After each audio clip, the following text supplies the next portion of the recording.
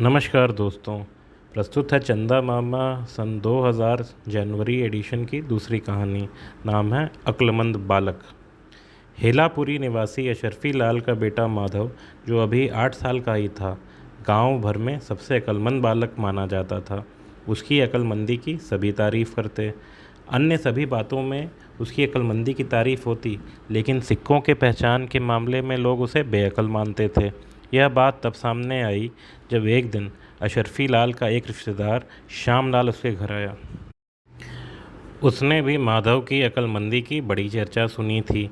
उसने उसकी बुद्धि जांचने की दृष्टि से अपनी जेब से एक चांदी का और एक तांबे का 2 सिक्के निकाले और उसके सामने रखते हुए कहा, इसमें से एक सिक्का तुम्हारा है, कोई भी एक ले लो। माधव ने तांबे का सिक्का उठाकर रख लिया। श्यामलाल को यह जानकर बड़ी निराशा हुई कि बड़ा अक्लमंद बालक माना जाने वाला यह भी नहीं जानता कि तांबा और चांदी में से कौन सा अधिक मूल्यवान है।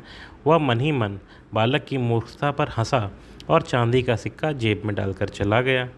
दूसरे दिन यह बात गांव भर में फैल गई कि माधव वास्तव में अक्लमंद नहीं बल्कि मूर्ख है, क्योंकि वह तांबे और चांदी में वास्तविक अंतर की पहचान नहीं रखता।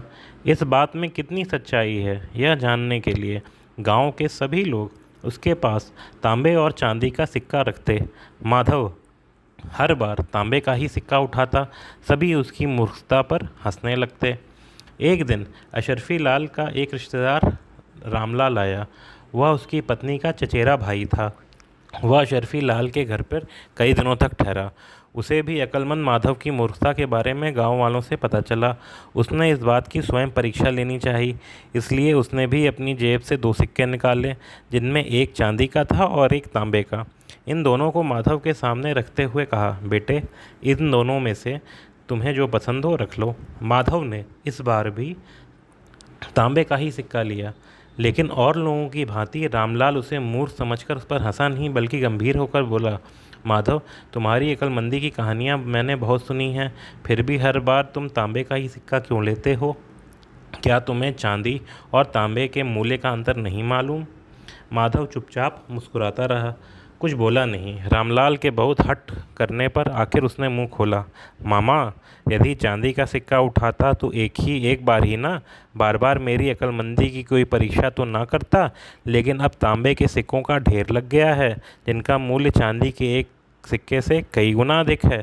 अब आप ही बताइए कि मैं मूर्ख हूँ या अक्लमंद।